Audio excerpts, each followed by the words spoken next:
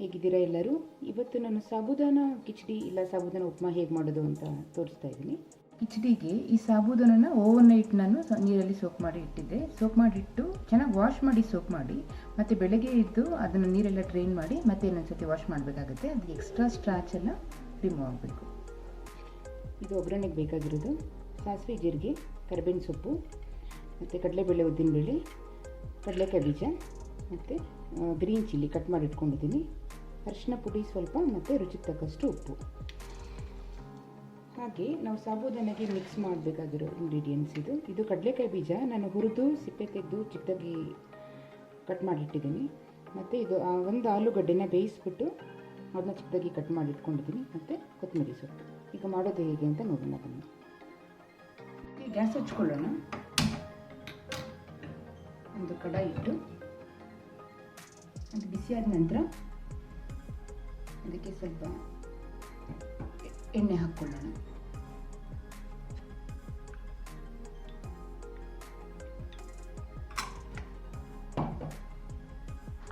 ಅದಿದೆ. ಈಗ ನಾವು ಇದಕ್ಕೆ ಸಾಸಿವೆ, ಜೀರಿಗೆ ಹಾಕೋಣ ಮತ್ತು ಕಡಲೆಬೇಳೆ, ಉದ್ದಿನಬೇಳೆ, ಸ್ವಲ್ಪ ಸಾಸಿವೆ ಚಿಟಪಟ ಅಂತಿ ಕಡಲೆಬೇಳೆ ಕಲರ್ ಕೂಡ ಚೇಂಜ್ ಆಗಿದೆ. ಈಗ ಅದಕ್ಕೆ ಕಬ್ಬಿನ ಸೊಪ್ಪು ಹಾಕ್ತಾ ಇದ್ದೀನಿ.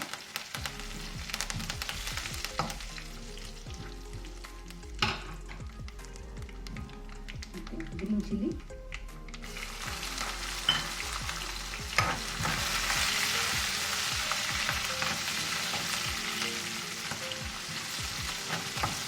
ಮತ್ತು ಕಡಲೆಕಾಯಿ ಬೀಜ. ಸ್ವಲ್ಪ ಕಡಲೆಕಾಯಿ ಬೀಜ ಜಾಸ್ತಿನೇ ಬೇಕಾಗುತ್ತೆ. ಇದು ಲೋ ಫ್ಲೇಮಲ್ಲಿ ಬಿಟ್ಟು ಸ್ವಲ್ಪ ಫ್ರೈ ಮಾಡಬೇಕಾಗುತ್ತೆ. ಹಾಗೆ ಇದಕ್ಕೆ ಅರಿಶಿನ ಸೇರಿಸ್ಕೊಳ್ಳಿ. ತುಂಬ ಸಿಂಪಲ್ ಇದೆ ಮಾಡೋದಕ್ಕೆ, ಜಾಸ್ತಿ ಟೈಮ್ ಬೇಕಾಗಿಲ್ಲ. ಇವಾಗ ಕ್ರಂಚಿ ಆಗಿದೆ. ನಾನು ಅದಕ್ಕೆ ಬೇಯಿಸ್ಕೊಂಡಿರೋ ಆಲೂಗಡ್ಡೆ ಹಾಕ್ತಾ ಇದ್ದೀನಿ.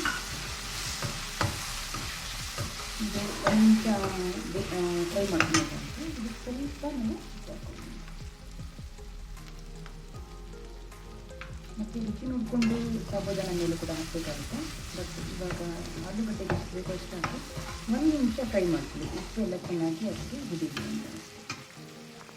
ಆಲೂಗಡ್ಡೆ ಚೆನ್ನಾಗಿ ಫ್ರೈ ಆಗಿದೆ. ಜಸ್ಟ್ 1 ನಿಮಿಷದಿಂದ ಫ್ರೈ ಮಾಡಿದ್ದೆ. ಈಗ ನಾವು ಇದಕ್ಕೆ ಈ ನೆನೆಸಿಟ್ಟಿರೋ ಸಾಬುದಾನನ ಹಾಕ್ಕೊಳ್ಳೋಣ.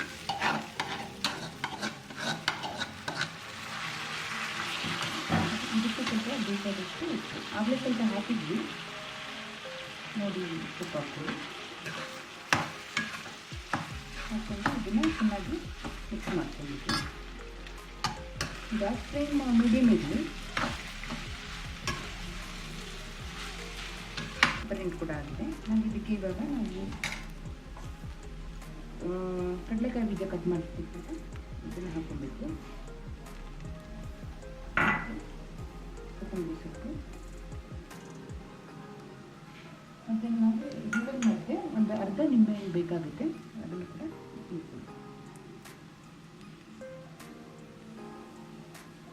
ಜಸ್ಟ್ 1 ನಿಮಿಷ ಮಿಕ್ಸ್ ಮಾಡಿ 1 ನಿಮಿಷ ಸಿಮ್ಮಲ್ಲಿ ಇಡಿ. ಆನಂತರ ರೆಡಿ ಆಗುತ್ತೆ. ಸರ್ವಿಂಗ್ ಪ್ಲೇಟಿಗೆ ಹಾಕ್ಕೊಂಡಿದ್ದೀನಿ. ಸೊ ಚೆನ್ನಾಗಾಗಿದೆ. ನೀವು ಕೂಡ ಮನೇಲಿ ಟ್ರೈ ಮಾಡಿ ನೋಡಿ ಹೇಗಿದೆ ಅಂತ ತಿಳಿಸಿ. Thank you.